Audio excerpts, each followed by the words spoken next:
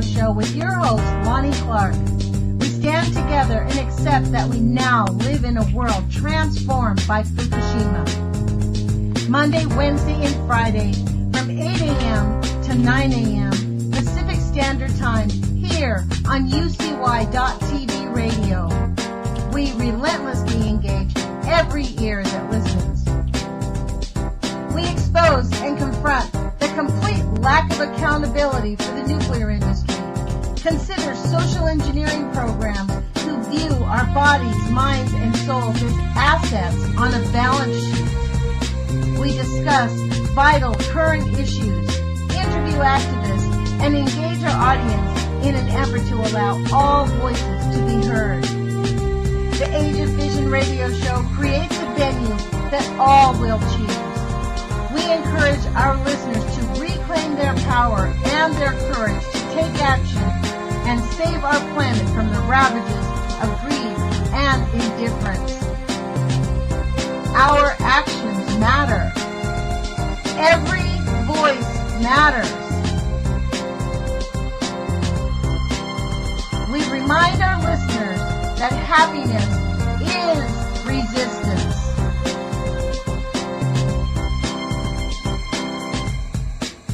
Love is greater than fear.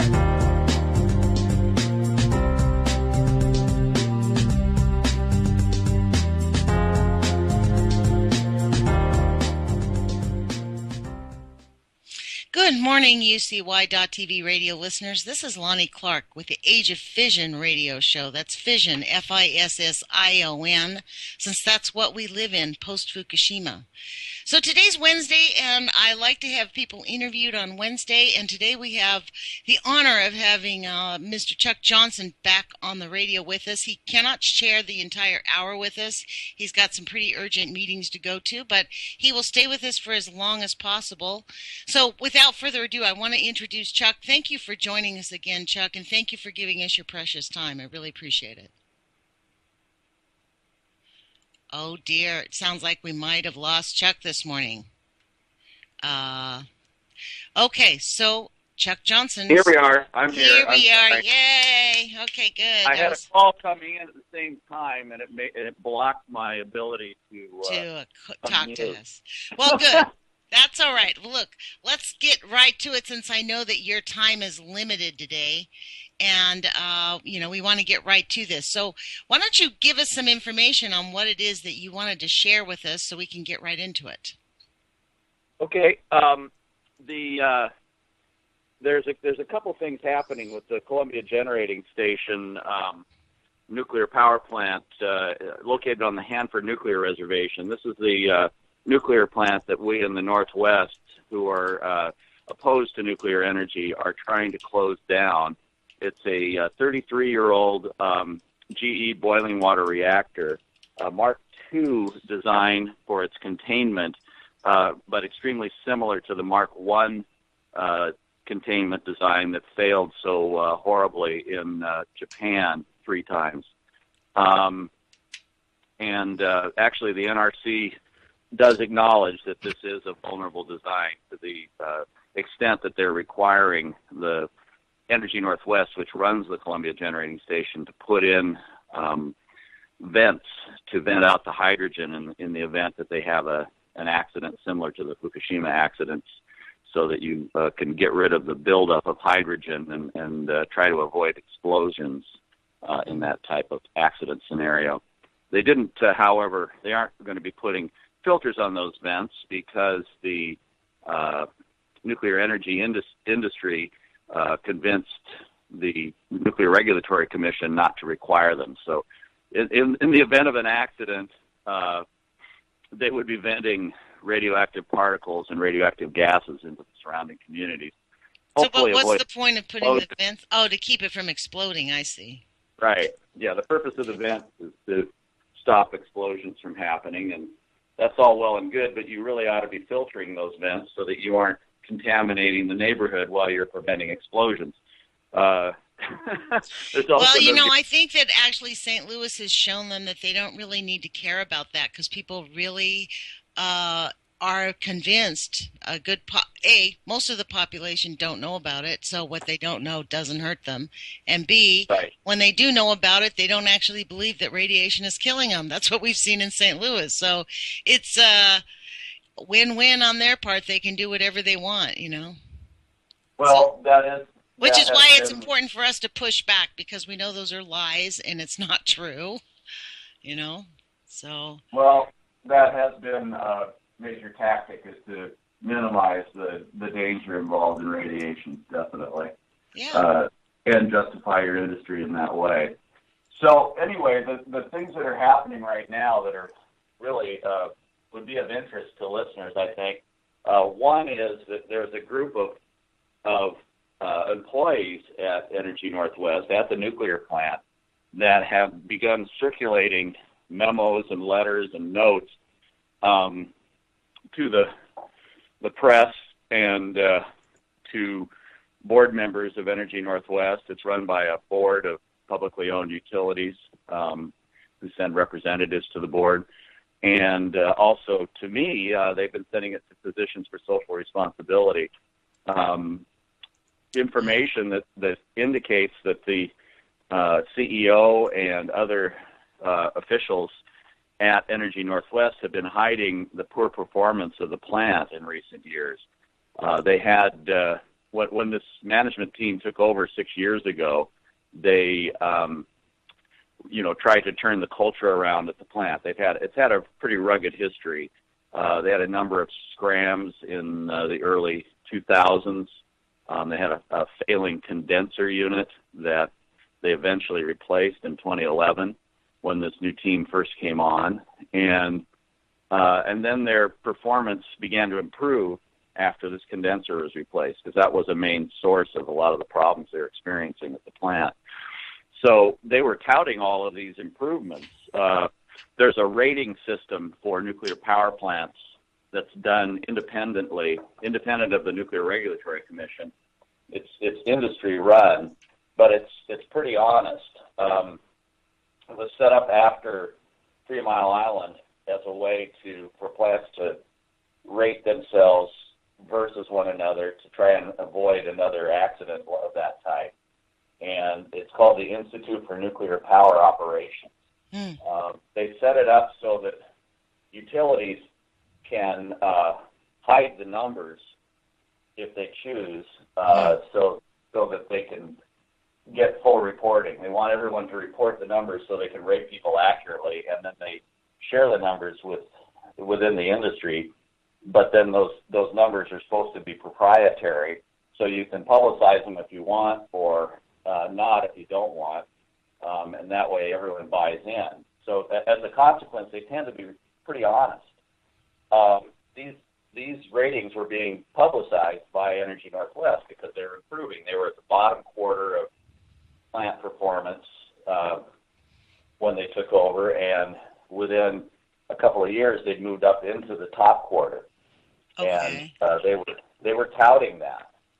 Right, I saw that on their website, that they have one of the highest rated nuclear power plants in the country.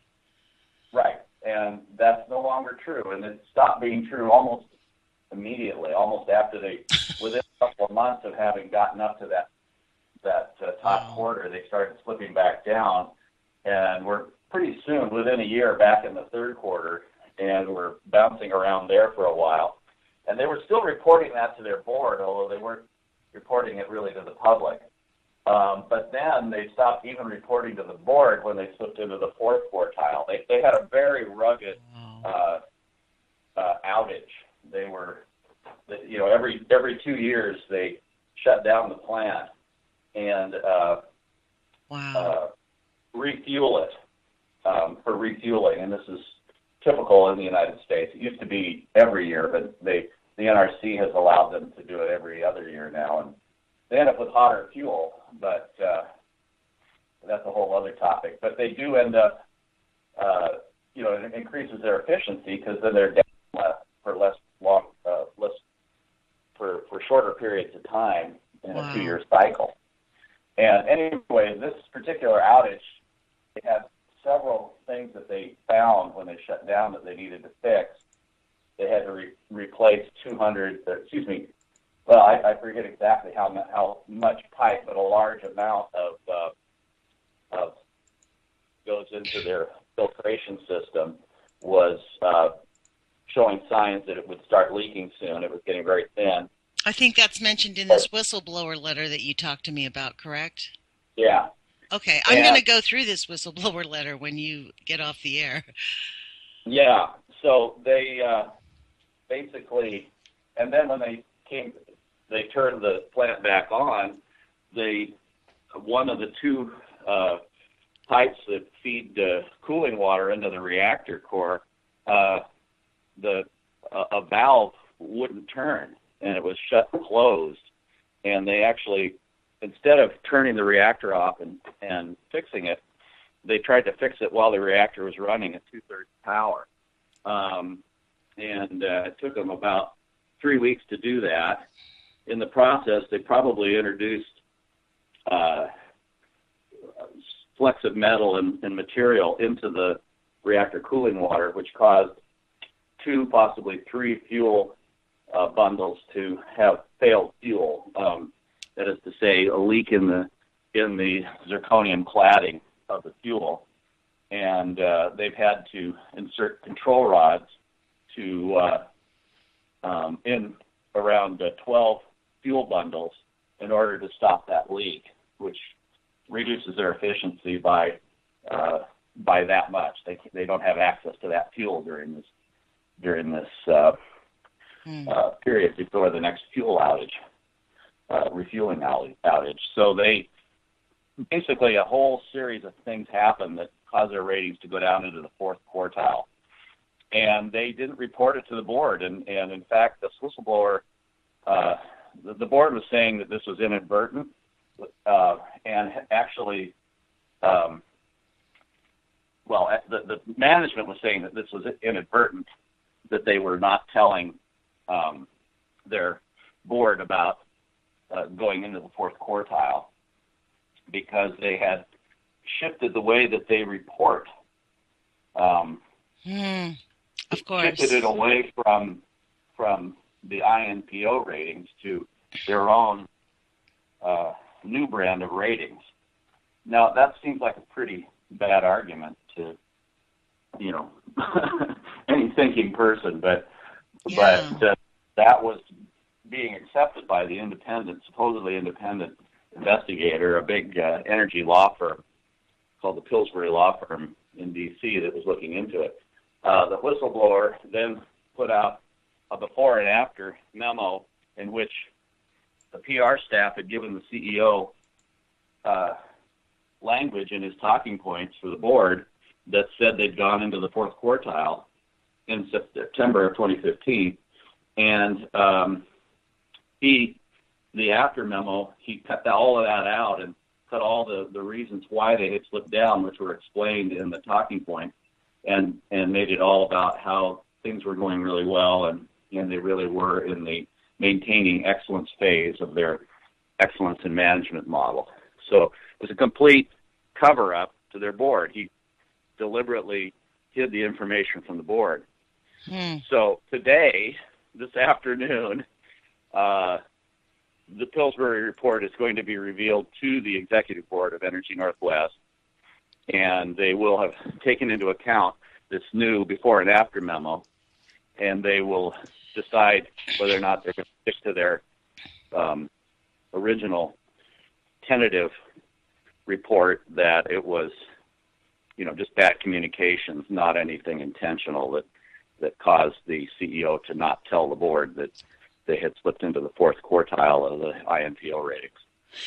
That's kind of a long, convoluted way of saying they haven't been run very well, and they've been trying to hide it from everyone. This is the thing that blows me away. I know we only have 5 minutes, but when you go to these meetings and you actually talk with these people or representatives of these executives, or representatives of Columbia Generating Station, the executive board who manages it, you interact with these people.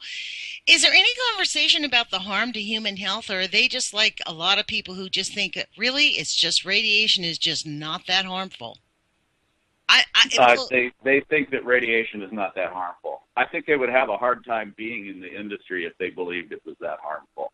They'd have to, in a way, have to delude themselves a little bit, especially those who are actually working in the plant. well, they are deluding themselves a little bit, don't you think? Mm-hmm. They're actively deluding. I mean, and there is they're just in complete denial over the medical industry's reports about the harm to human health for radiation. Well, one of the interesting things about the INPO rating is that one of the things they rate for is radiation exposure of the workers. So it is something that's part of their rating system, but it hasn't. And this particular plant is really bad on that score. Do you know any of those 41 people that were recently exposed? Do you know if any of them are okay? Do you know the status of those people that were recently exposed up there that we were reading about in the newspaper?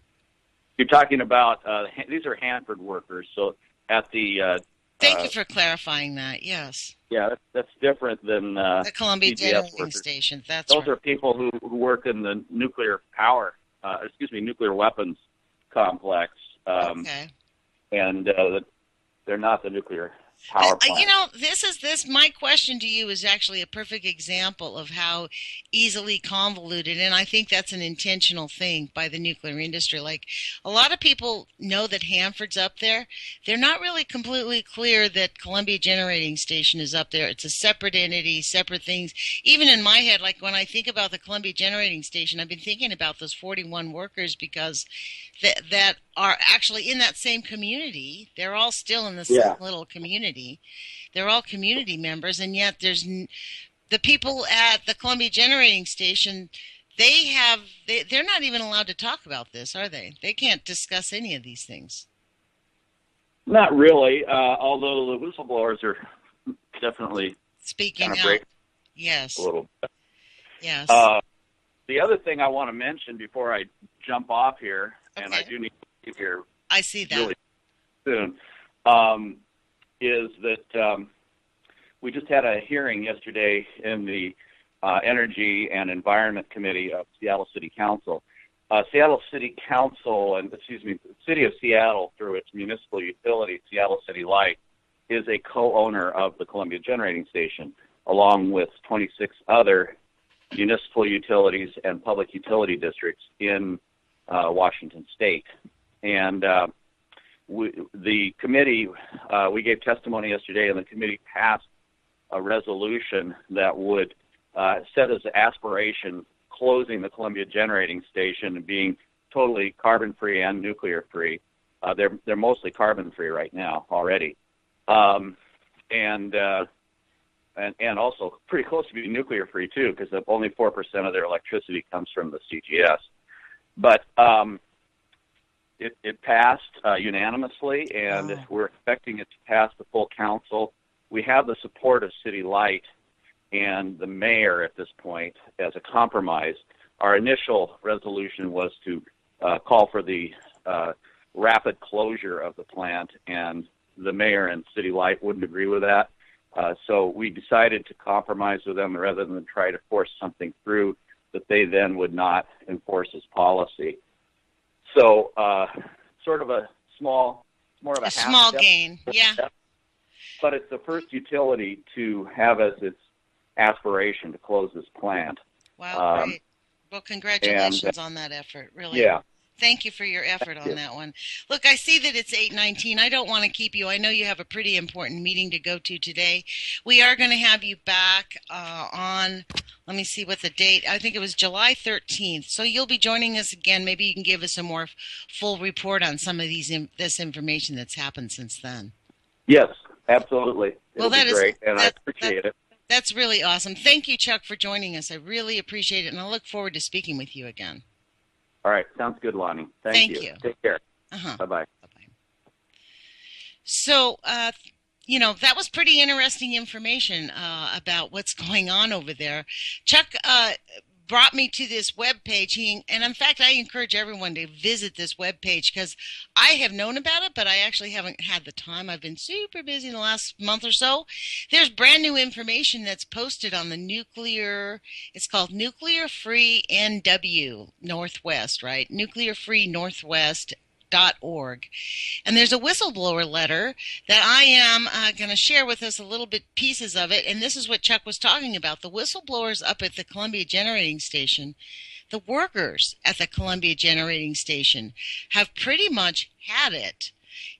Chuck was telling me before we were on the air that it's not just one whistleblower. There's a whole handful of whistleblowers that are speaking out anonymously in various ways, not just to Chuck Johnson or Mimi Gurman or even to the newspaper. They are searching ways to reach out in any way that they can to get people to understand just how terrible the management of the Columbia Generating Station really is, and the complete disregard for human health that they are doing. So let me jump to this letter, and I'm just going to read to you exactly what it says. And I don't know how it's, let me see how long of a letter it is. It is a 3-page letter, so we have about 40 minutes. I don't think I'll be able to get through all of it, but I'll scroll through so maybe we can hit some of these points. And this is the whistleblower letter from the Columbia Generating Station employees. It says, "We are a group of Energy Northwest employees, and we are concerned that our current performance is being hidden from the public and even staff. We are sending this anonymously because we are concerned about retaliation if discovered. The following information is important for you and the public to know regarding the downward trend of performance at CGS and the lack of transparency. There are 99 operating commercial reactors in the U.S. An industry organization called INPO, which Chuck just explained to us, provides oversight to the industry and was created after 3 Mile Island. INPO tracks an index that measures safety, reliability, production members. The index has a maximum score of 100. We call this the CGS index. 5 years ago, CGS had the 104th lowest score. Several plants had been closed since. There are now 99. So there were 104. Had the 104th lowest score. The low standing was the subject of a news story at the time in the Tri-City Herald, November 2nd, 2010. What happened since 2010? A new plant leadership team was hired and very well paid to get top performance compared to our nuclear peers. For a brief period of time, the index score peaked in the low to mid-90s. The time here was very brief. We seemed to claim victory across the entire organization. We have seen a steady decline of the index with a return to low levels. As of November, this is 2015, our score will be under 80 and will be among the worst performers in the United States. Here is the specific data. As of the end of July 15th, any score below 85 points placed CGS in the worst quartile of the 99 operating commercial reactors in the U.S. July CGS index was 81.01. August CGS index 81.19. September CGS index 81.22. 85th worst in the United States. Out of 85 plants, how many plants? 99 plants. They were 85th. October CGS index 82.10. November will be approximately 78 due to the points lost as a result of the fuel leak. There was a fuel leak, folks. On December 14th, the CEO and CNO told all employees that the fuel leaks caused us to enter the 4th quartile as of November 2015. This is not true. We entered the 4th quartile much earlier, and to think the employees would not recognize this deception does not say much for how intelligent the CEO and the CNO think we are. Senior plant management continues to tell the organization and public how we are an excellent performing nuclear power plant, while ignoring the precipitous fall of our industry standard by measures of reliability, equipment health, radiation protection, and recent increase in significant human performance events, including a level 1 clearance order failure, a loss of diesel generator operability due to human error, and a slip and a fall by a supervisor resulting in an injury.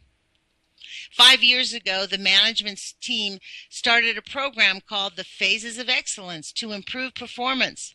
We are currently in Phase 4, which is ironically called Sustaining Excellence, which implies that we have achieved excellence and are staying there. Let me make sure I'm still okay. Thank you, folks. Let me get back to this letter. I just want to make sure that my connection was still strong. What is excellence? The index is divided into 4 quartiles. Our stated goal of excellence is defined by top quartile performance. Now that our index score has fallen, plant management rarely talks about the index with the staff or how far we have fallen compared to our past performance. When our score was higher, the message was, our score is high and we are superior performers. The current message from plant management is that the CGS index score does not really matter because we are running the plant so well, producing so much electricity. Are we producing industry-leading amounts of electricity? No. We also track the CGS capability factor compared to the industry, and as of November 2015, CGS is 91st out of 99 nuclear power plants in the U.S. based on a 12-month capability factor. 99th out of 99. Nuclear safety. Management is making decisions to keep the plant running to stay online at any cost, and that includes cost to human health, folks. That's my comment. Senior management made a decision to fix a huge valve while the plant was stuck at approximately 50% power. The engineering VP has stated that the most likely cause of the fuel leaks was unwanted material introduced to the core during the valve repair. Industry safety. There is a serious industrial accident at the Industrial Development Complex, the old Unit 1 site. There was a serious industrial accident. A fall from a ladder by a contractor resulted in multiple fractures and a stay at Harborview Hospital. We did not share the details or learnings from this event with company personnel, so I can't exactly tell you what happened. We had been touting that we have worked millions of hours without a lost time accident. After this event, we subtly changed our millions of hours without a lost time accident at Energy Northwest to millions of hours without lost time at Columbia Generating Station, and just ignored the accident while failing to let the organization learn for the event. In the last few weeks, a supervisor at CGS slipped and fell and sustained an injury. And I'll tell you what, folks, I was out there a couple of weeks, as you know, a week ago Sunday. It is a wreck. That place looks decrepit. It does not look like a good, clean, efficient, brand new, well-kept place. It is, dirty, and it looks filthy. It's disgusting. So I'm going to get back to this letter. With electricity production in CGS index at or near the bottom when compared to other nuclear plants, we have achieved the excellence. Here are some final points for you to consider.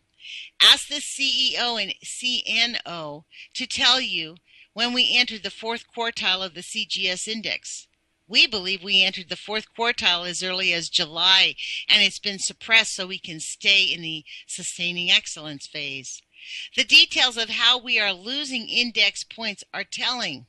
Radiation safety, we are a high radiation dose plant. Electricity production is low, and the failure of our nuclear fission product barriers, which is essentially saying that they have a fuel leak. He has in parentheses a fuel leak. I guess that's what they call this, a failure of our nuclear fission product barriers. Don't you love how they say that? This guy wrote this in a letter. A failure of our nuclear fission product barriers, and he put in parentheses, a fuel leak.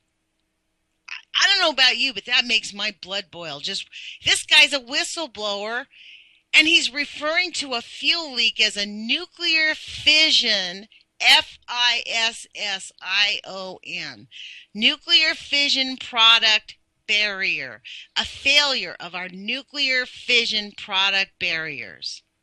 That's called a fuel leak. Okay, I'm going to get to the letter again. Ask EN, and that's capital EN, and that must be someone that works there, some executive somebody, to tell you how our capability factor compares to the industry. We talk about how we stayed online for a 2-year period, but we did not meet even our own generation targets last year. Energy Northwest. Ding, ding, ding, that's EN. Ask EN to tell you our score on the Equipment Reliability Index, a measure of equipment health owned by engineering. We believe we have the second lowest or the lowest score in the entire nuclear industry. Man, this letter's scaring me. The CEO and CNO are rarely on site, spending much of their time traveling. I hope they're flying in airplanes. I don't know about you guys, but I certainly hope they're spending a lot of time in airplanes. During the last extended high-dose outage at CNO was in town. During the last extended high-dose outage, the CNO was in town for only 19 days out of the 51 outage days. He took trips to Anchorage, New York City twice, Washington, D.C., Denver, and Florida. We suspect similar attendance by the CEO, but his calendar is blocked from view. It is peculiar that at Energy Northwest to have an employee calendar unavailable for viewing by your own teammates. You might also consider asking Energy Northwest about the NRC investigation, fine, and settlement related to the willful inattentiveness by industry security officers. So what does that mean? I think we will ask about that. Security officers were taking nude photos while on duty at security posts. They were taking nude photos while on duty at the security posts. Well, I do have to say it's out in the middle of the desert. There's nobody around. It's not like they were exposing anybody, but that's kind of a weird... Who would be doing that?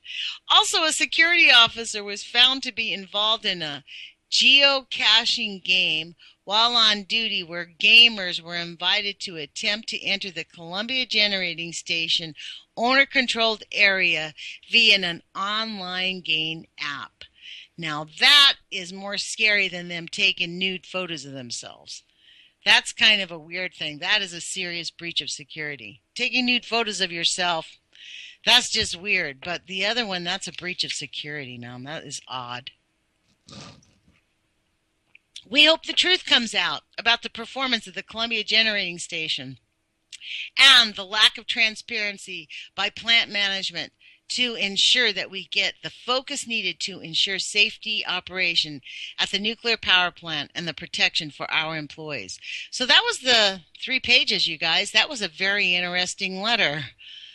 So they're just basically doing whatever they want out there. They don't really care. Let me print this out. Hold on just 1 second. I want to make sure I don't lose it, and I want to print it out. This is the thing about what's going on. I have to say that this experience with the people of St. Louis, I really appreciate it because they're such beautiful, sweet people. But I really get this message that many of them just don't think it's that dangerous. And we talk about, so maybe I ought to be reporting a whole lot more on the social engineering of convincing people that nuclear power is just not that harmful. It is completely stunning that people are just ho-hum about the harm that nuclear causes. The worst part, as Dr. Helen Caldicott says, is that the incubation period is 4 to 80 years. And considering we've only had nuclear for, 70 years, we haven't seen the full incubation period for the first nuclear bombs that were dropped. So we're still in the incubation period for the first nuclear bombs that were dropped. And all we've done is just contaminate the entire planet.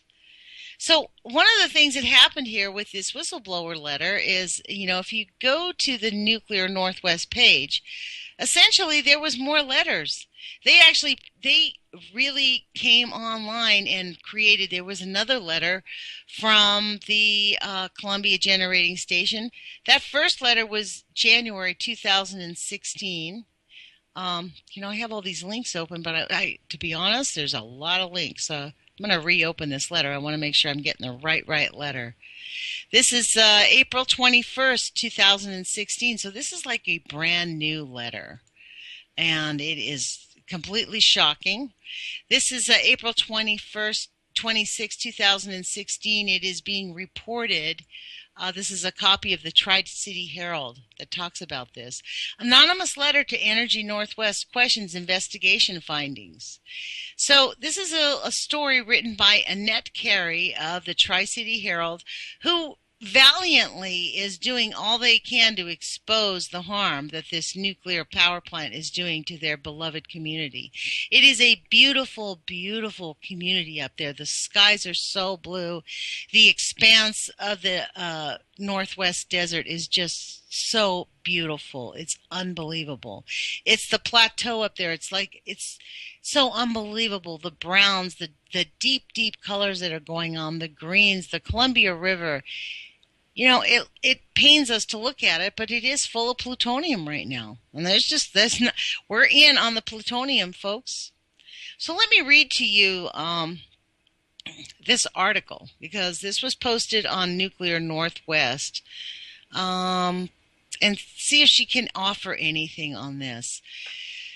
So let's see what she says, and this is Annette Carey. Another anonymous letter sent to Energy Northwest board members is criticizing the preliminary results of an investigation of allegations made in previous letters.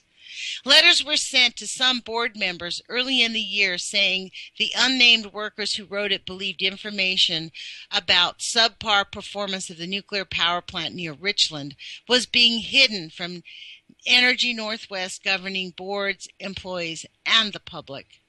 Energy Northwest Executive Board hired the Pillsbury law firm of Washington, D.C. to investigate the allegations. Issues appeared to be mainly with communication, Pillsbury officials told the Executive Board about a month ago in a preliminary report at the phase of the investigation. Hold on, I want to hang on. A Pillsbury law firm. I wish they would tell us what the name of the law firm was. I'm going to have to do some digging. But the latest letter alleges that Energy Northwest executives were releasing information that was not just confusing, but that they knew it was wrong.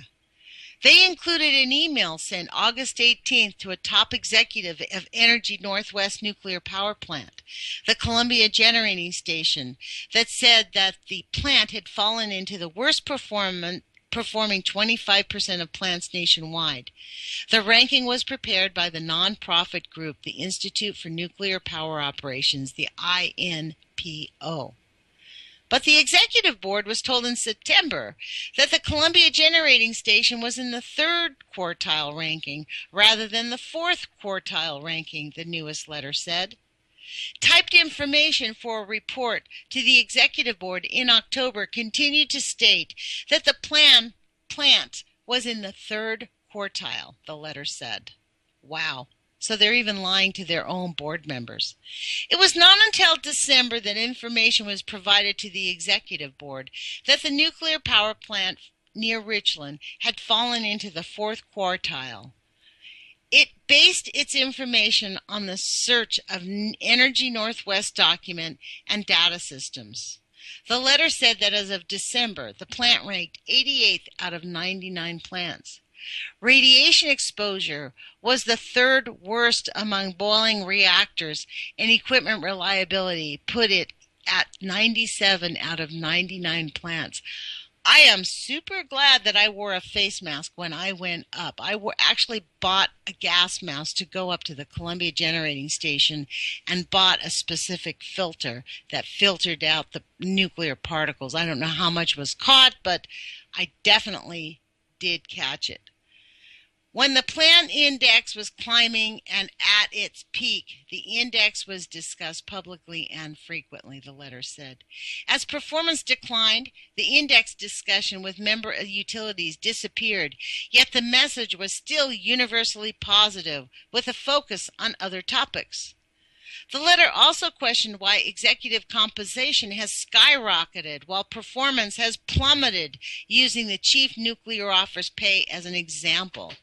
Listen to this, folks. Energy Northwest said the pay, which is based in part on aggressive performance goals, declined from fiscal 2014 to fiscal 2015, when the officer earned $916,000, including base pay and short and long-term executives. The guy who runs Energy Northwest gets paid almost $1 million a year to pollute the Northwest. I don't know about you, but that makes me spit nails. Back to this letter, or it's actually a newspaper article that you can actually see at the TriCityHerald.com. And the date of this letter, let me run back here so that you can see it. The date of the letter was dated it was April 26, 2016. So that is just unbelievable. That's like, seriously? That was below the 50th percentile for, no way. That was below the 50th percentile for chief nuclear officers nationwide of about $1.4 million, which is close to what the officer is eligible to earn in the fiscal year 2016 by meeting all goals. So it's incentive-based. So if he doesn't meet the goals, he still earns almost $900,000 as opposed to 1.4. So they can just neglect their duties, neglect the harm to human health, do whatever they feel like, threaten the entire planet with a Columbia Generating Station right next to Hanford, no regard that it's less than 20 miles away from Hanford. And the difference of a poor-performing executive at Energy Northwest is $1.4 million a year as opposed to $916,000 a year. So I don't know. What would you guys do? I mean, I might go golfing an awful lot if I had no regard for human health and could still make $916,000. I mean, to be honest, as I'm reading this, I am just nonplussed. $916,000 is a low pay for the director of an Energy Northwest. Wow. Executive compensation, they are in the lower percentile rate, was the 50th percentile rate. $916,000, folks. That's our tax dollars. That's our money. We're giving each one of these executives over $1 million a year to poison our planet.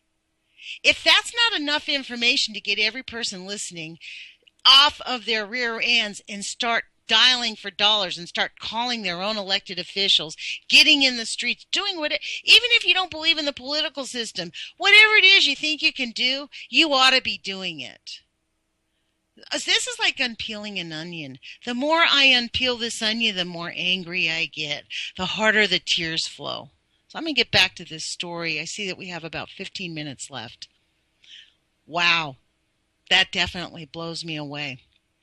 As you can tell, I'm reading this with you for the first time. There has been a decline in performance at the Columbia Generating Station, but issues are being addressed, said attorney Daryl Shapiro of the Pillsbury Law Firm. Daryl Shapiro. Maybe we ought to talk to old Daryl. I wonder how much old Daryl makes defending these monsters. Some issues were influenced by the plant's last refueling outage, which was no longer than expected, reducing production and exposing workers to more radiation than had been anticipated for the shorter schedule. The plant also operated at reduced power for several weeks after the outage of a stuck valve was repaired. The authors of the letter said the Pillsbury that Excuse me, I'm going to read that portion again. The authors of the letter said that Pillsbury selected who they would interview, did not provide a way for them to provide concerns in a confidential and safe way. Physicians, and she should have said, Physicians for Social Responsibility of Oregon and Washington received a copy of the letter and provided it to the Herald. So that was the letter that I suppose we just left, and then the letter sent to Energy Northwest. That is actually completely, I am blown away. Anonymous letter criticizes Energy Northwest. There's another story by this same person. Oh, no, it's not. It's by Courtney Flatt, April 27th, 2016. We have less than 15 minutes. Let me see how long this, we might be able to read this whole thing. A third anonymous letter is criticizing an investigation into Northwest's only nuclear power plant. The investigation stems from other letters written by apparent insiders at Energy Northwest and is looking into the plant's performance.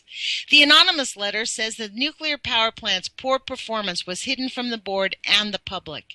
It says that Energy Northwest knowingly released confusing and false information that showed the plant was running at a higher performance level than was actually accurate.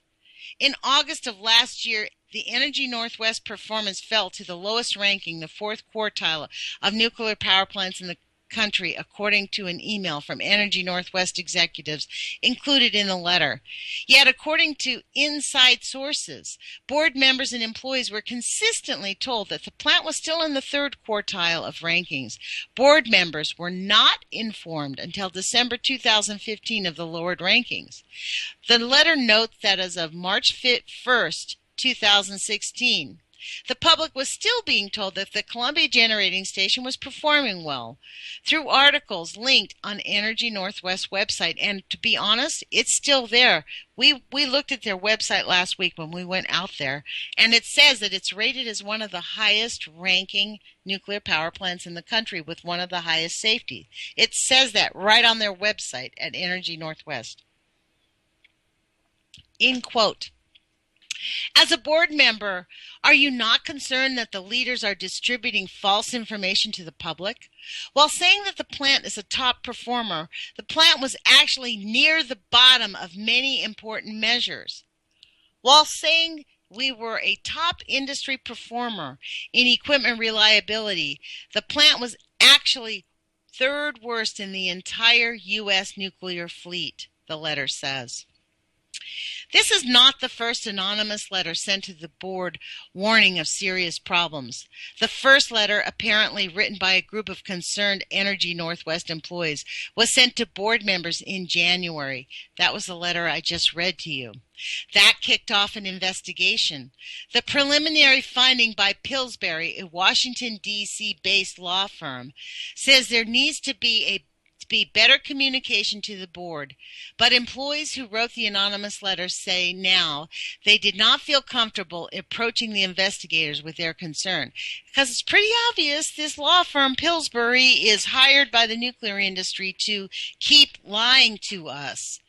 The Energy Northwest Board previously expanded the investigation to look at employee safety culture, whether employees at the nuclear plant feel they can report problems without fear of retribution. Full results of the Pillsbury investigation are expected next month. And that was in April, right? So we have not gotten that letter yet, and we have not seen it, but this last paragraph kind of made me a little nervous for these whistleblowers. Energy Northwest previously expanded the investigation to look at employee safety culture. You know what that means. They've expanded the investigation to find out who is talking. And they are definitely going to have some retribution. Because as we heard Chuck say earlier, they really honestly do not believe that radiation is harmful.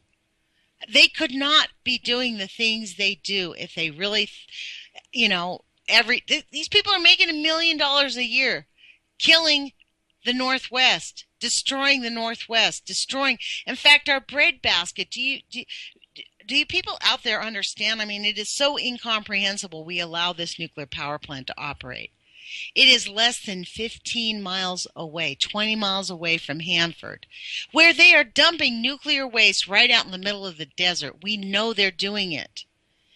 And this power plant is built on top of active earthquake faults, multiple earthquake faults. And when it has an earthquake, if it's over 6.0, Columbia Generating Station is going to melt down. Period. It's already got cracks and leaks, folks. It's not going to take much for this stuff to crack. On top of the fact that they have those spent fuel pools sitting up 100 feet in the air doing absolutely nothing, waiting for an earthquake to spill them down. But when that happens, if nobody can get into Hanford for 2 weeks, Hanford will blow up and become a nuclear fire that will not be put out. And the entire breadbasket of the United States is going to... You think Chernobyl hurt the food supply in Europe? But by America, we're going to have nothing but toast in 15 years. We will have nothing here. This shutting down the Columbia Generating Station affects every single person in the United States because it provides a potential danger to every single citizen in the United States. And that's if you believe that nuclear radiation is harmful.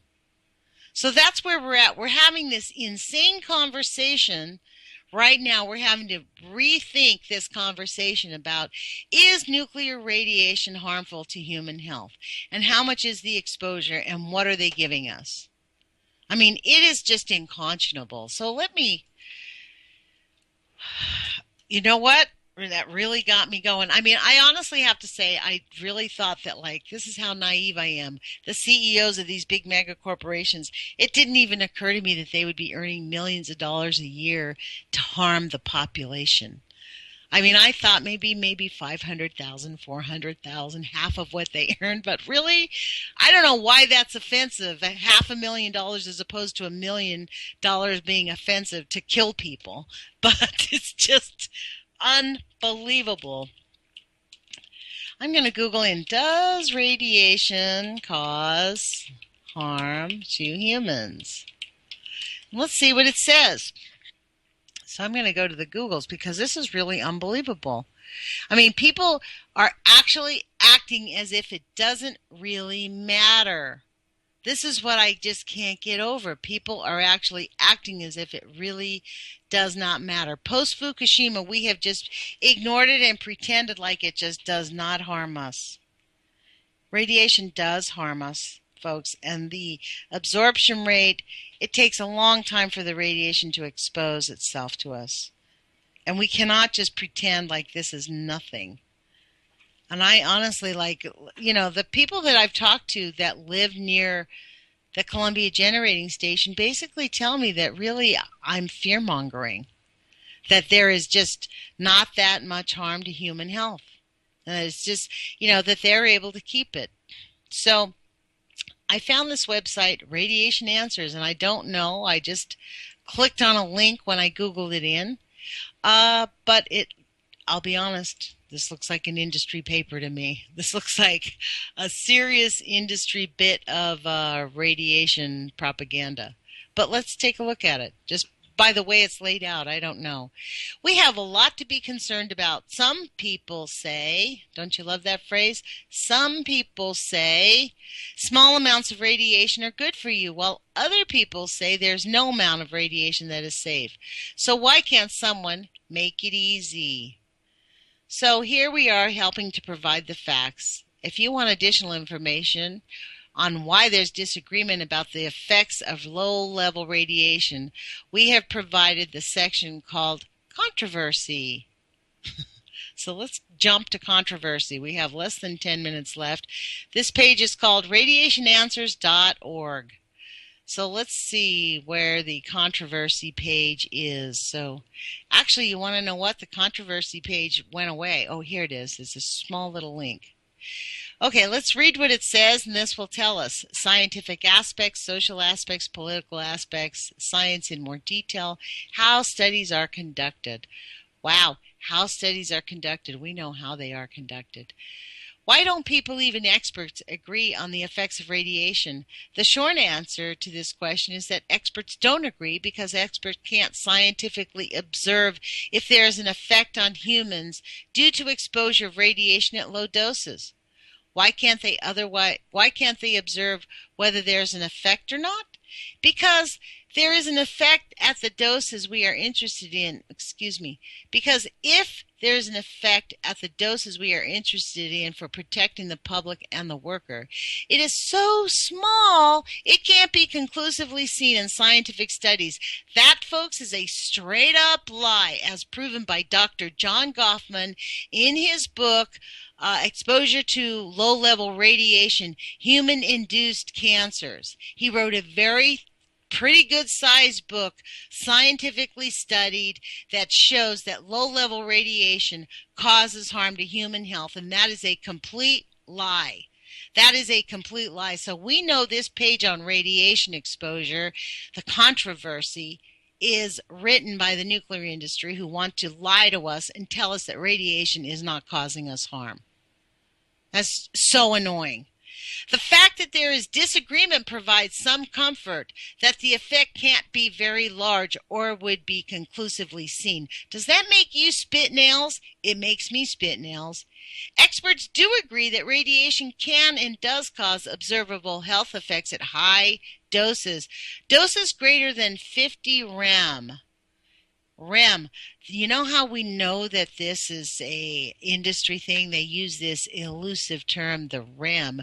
Rem is a term used to describe the equivalent or effective radiation dose.